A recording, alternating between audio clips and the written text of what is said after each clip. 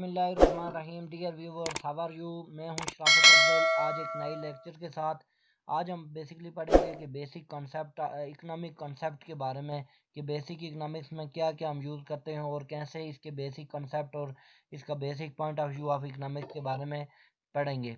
तो आइए हम अपना लेक्चर स्टार्ट करते हैं। तो देखें, what is economics in general. Economics की क्या डेफिनेशन हो सकती है अगर हम देखें तो economics is the science of scarcity. Scarcity का क्या मतलब होता है बेसिकली, कि scarcity mean the limited resources. Scarcity is the condition in which over wants are greater than over limited resources, यानी वांट्स हमारी बहुत ज़्यादा हैं और रिसोर्सेज हमारे लिमिटेड हैं। इसको हम कहते हैं scarcity. Since we are enable unable to everything we desire, हमारी जो ख्वाहिशातें होती हैं वो लामहदूद होती हैं। वह हम हर चीज़ की ख्वाहिश करते हैं, हमारी चॉइस होती है हम ये ख़रीदें वो ख़रीदें, ये चीज़ हमें मिल जाए वो मिल जाए, लेकिन उसके लिए हमारे जो रिसोर्सेज हैं वो क्या होते हैं, लिमिटेड होते हैं। We must make a choice on how we will use our resources. तो इस पे हम चॉइस करते हैं कि हमारे यूज़ में यूटिलाइजेशन में कितने रिसोर्सेज हैं, उनमें हम चॉइस करते हैं कि कौन सा हमारे लिए बेस्ट है कौन सा वर्स है। उसको देखते हुए हम देखते हैं कि हमारा उसमें बेनिफिट कितना है, तो हम उसके बारे में उसकी डिमांड करते हैं या उसकी डिज़ायर करते हैं। In economics we will be study the choice of individual firms और गवर्नमेंट।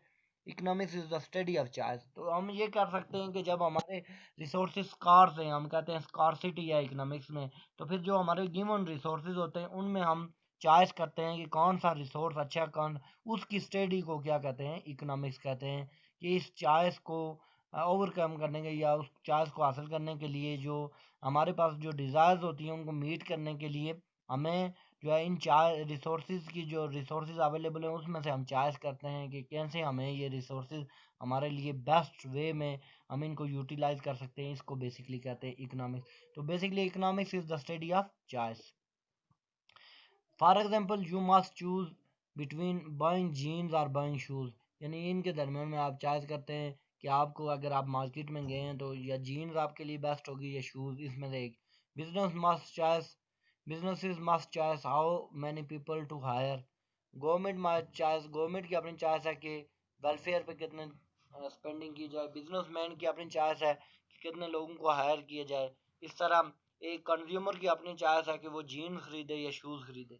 तो इकोनॉमिक्स की जो डेफिनेशन है, economics is social science concern with the efficient use of limited resources to achieve the maximum satisfaction.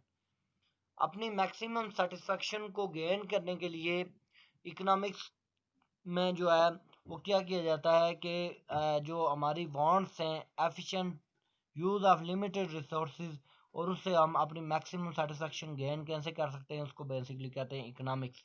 Study how the individual and society deal with the scarcity. ये जो scar resources होते हैं कि एक individual और society उसमें कैसे deal करे कि वो जो है ना बेस्ट वे से इनको यूज़ कर सके। अब देखें, जब इसके बाद क्वेश्चन आता है, हमने जनरल इकोनॉमिक्स के बारे में डिस्कस किया, तो दो तरह की इकोनॉमिक्स स्टडी की जाती है, माइक्रो इकोनॉमिक्स और macro economics. Micro economics study of small economic units such as individual firms, industries, competitive markets, labour markets, personal decision making, ECT extra. तो ये सारी जो डिसीजन हैं ये माइक्रो इकोनॉमिक्स में आती हैं। मैक्रो इकोनॉमिक्स क्या है? Is the study of large economics such as wholes and or in it is basic subdivision, national income growth, government spending, inflation, unemployment। जो बड़े बड़े इश्यूज होते हैं किसी भी कंट्री के, उनको डिस्कस करने के लिए हम मैक्रो इकोनॉमिक्स यूज़ करते हैं। और जो सिंगल इंडिविजुअल इश्यूज होते हैं, पर्सनल डिसीजन, लेबर मार्केट, एक सिंगल मार्केट है, उसको माइक्रो इकोनॉमिक्स में डिस्कस करते हैं। How is economics used? Economists use the scientific method to generalize and abstraction to develop a theories। Economist जो होते हैं इसको यूज़ कैसे करते हैं, उसके लिए एक थियोरेटिकल इकोनॉमिक्स होती है, उसका थियोरेटिकल फ्रेमवर्क बनाया जाता है, उसके अंदर मुख्तलिफ किस्म के आइडियाज़, हाइपोथेसिस को जनरेट किया जाता है। After that these theories are applied to the fix problem, जो प्रॉब्लम होती है उनमें ये थ्योरीज अप्लाइड की जाती हैं, और इसको पॉलिसी इकोनॉमिक्स कहते हैं। सबसे पहले थियोरेटिकल इकोनॉमिक्स की थ्योरीज बनाई जाती हैं और फिर उस थ्योरी को अप्लाइड किया जाता है किसी चीज़ पे, उसको पॉलिसी इकोनॉमिक्स कहते हैं। दो तरह की इकोनॉमिक्स को अगर डिवाइड कर दें इसी थ्योरी के ऊपर, तो positive versus normative economics. Positive economics based on facts avoids value judgement, यानी व्हाट इज फैक्ट के ऊपर बात करते हैं कि ये क्या मामला है, कैसे सॉल्व करेंगे और कैसे होना चाहिए उसको।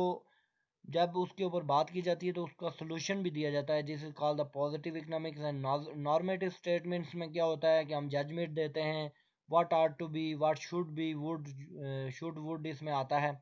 हम कहते हैं गवर्नमेंट शुड इंक्रीज, यानी हम अपनी सिर्फ पॉलिसी दे सकते हैं। तो पॉजिटिव इकोनॉमिक्स में जब अप्लाइड इकोनॉमिक्स के बाद उसके ऊपर एक्शन लिया जाता है और उसका जो है सोल्यूशन किया जाता है। लेकिन नॉर्मेटिव इकोनॉमिक्स में सिर्फ सजेशन दी सकती जा सकती हैं, जैसा वुड, शुड और इसका इस्तेमाल होता है।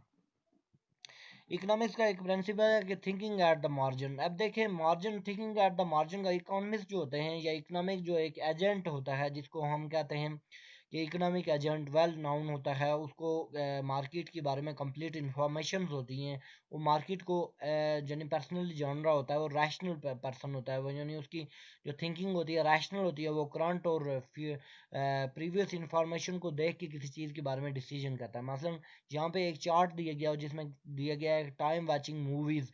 एक बंदा है वो टाइम वाचिंग मूवी में उसको पहला फर्स्ट जब मूवी देखेगा उसको बेनिफिट $30 का हो रहा है और कास्ट उसकी $10 की है। सेकंड मूवी में बेनिफिट $15, कास्ट $10। थर्ड मूवी में बेनिफिट $5 और कास्ट $10। तो आप देखिए टोटल जो उसका बेनिफिट है वो 50 और कास्ट 30 है। लेकिन वो मार्जिन पे अगर देखें, मार्जिन का मतलब होता है डियर स्टूडेंट एडिशनल, यानी हर एडिशनल यूनिट के साथ वो देखेगा। पहली मूवी जो उसने देखी सेकंड और थर्ड, तो थर्ड में उसका जो बेनिफिट है वो कम है और कास्ट ज़्यादा है, बेनिफिट 5 है कास्ट 10 है, तो वो इसको अडॉप्ट नहीं करेगा बल्कि वो पहली दो मूवियाँ देखेगा।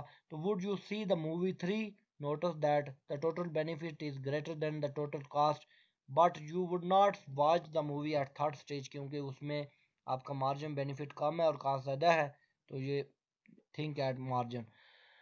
तो मैंने मार्जिनल एनालिसिस में हम देखें तो in economics the term marginal is additional, think on the margin. A marginal analysis involve making a decision based on the additional benefit and additional cost, जिस तरह हम लास्ट इसको हमने मूवी में देखा, जिस तरह आप ये एग्जांपल भी दी हुई है। उसके बाद 5 की इकोनॉमिक अजम्पशंस 5 हैं।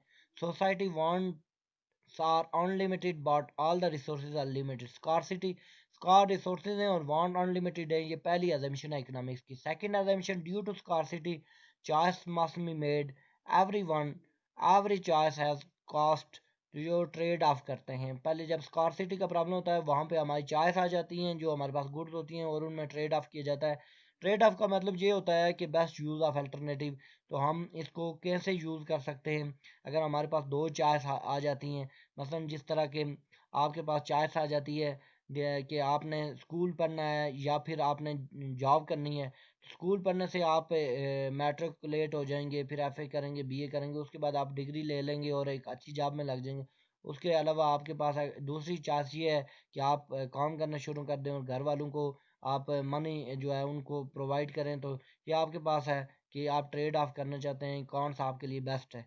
Everyone goal is to make a choice that maximize their satisfaction. Even everyone act their own self interest. वो अपने इंटरेस्ट पे यार कोई ऐसा करता है। Everyone act rationally by comparing the margin cost. और हर बंदा जो है मार्जिन पे सोचता है कि मार्जिन कास्ट करनी है, मार्जिन बेनिफिट करना है। Real life situation can be explained and analyzed through the simplified model and graph.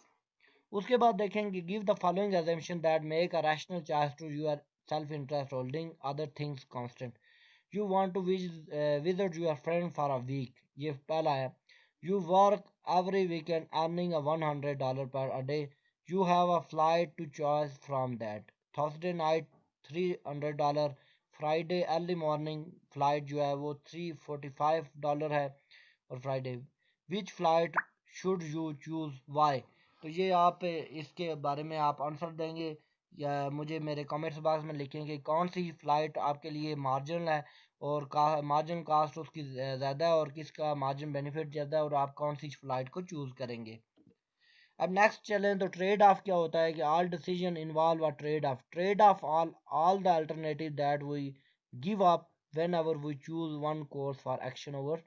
For example going to movies, The most desired alternative give up as result of decision is known the opportunity cost। यानी एक चीज को छोड़ना और best use of alternative उसको हम कहते हैं कि डिजायरेबल जो अल्टरनेटिव हम ले रहे होते हैं उसको अपॉर्चुनिटी कॉस्ट कहते हैं। What is the trade off decision to go to college and what is the opportunity cost. तो ट्रेड ऑफ का मतलब ये है कि आपके पास दो चीज़ें अवेलेबल हैं और उसमें से आप ट्रेड ऑफ करते हैं, एक कौन सी आपको मार्जिन बेनिफिट उसका ज़्यादा है कम है। Opportunity cost best use of alternative best use for gone, यानी एक चीज़ को आपको लाजमी छोड़ना पड़ेगा और एक चीज़ को आपको गेन करना पड़ेगा। This is called the trade off. अब देखें डियर स्टूडेंट, तो फैक्टर्स ऑफ प्रोडक्शन की बात करें तो there are four factor of production. तो इकोनॉमिक्स बेसिकली जो माइक्रो इकोनॉमिक्स है उसके चार सेक्टर हैं जिसको डीपली डिस्कस किया जाता है। One is the production, second one is exchange, third one distribution and last one is the consumption. और कंजम्पशन के ऊपर हम डिस्कस करेंगे। अब हम देखते हैं फैक्टर ऑफ प्रोडक्शन कितने होते हैं। There are four factor of production, land, capital, labour and entrepreneur. Land क्या होता है, include the gift of nature and natural resources not created by human effort. जितने भी लैंड है वो जो है वो अल्लाह ने दी हुई है और ये गिफ्ट है, गॉड गिफ्टेड है। कैपिटल क्या, include the tools, equipment and factories use in production. Labour include the people with all their effort and abilities. Labour दो तरह के होते हैं, स्किल्ड लेबर भी होते हैं और अनस्किल्ड भी होते हैं। स्किल्ड वो लेबर होते हैं जो पढ़े लिखे होते हैं जिनको हुनर होता है, और अनस्किल्ड वो लेबर होते हैं जो सिर्फ ऑनली वर्किंग करते हैं इन द फील्ड। और इसमें लेबर की डेफिनेशन इकोनॉमिक्स में ये नहीं आता कि लेबर वो है जो कहीं फील्ड पे वर्क करे। लेबर वो बंदा भी है, a prime minister is also labour, a lecturer is also labour, और उसमें एडमिनिस्ट्रेटिव इज आल्सो लेबर, ये सारे लेबर में आते हैं। वो a person who get a wages in for using the work for anything, तो उसको हम कहते हैं कि लेबर, लेबर उसको कहते हैं कि आ पर्सन जो वेजेस गेन करे due to giving a services to other sectors, और वहाँ से उसको परमानेंट या मंथली या एनुअली वेजेस मिल रही हों, उसको हम लेबर कहेंगे। इंटरप्रेन्योर क्या होता है, all the individual who start a new business, तो उनको क्या होता है। अब देखें डियर स्टूडेंट, लैंड के ऊपर जो होता है ना, इसके जो कास्ट है वो क्या है, रेंट है। कैपिटल की कास्ट इंटरेस्ट रेट है। लेबर की कास्ट वेजेस है। और इंटरप्रेन्योर की जो वो है प्रॉफिट है।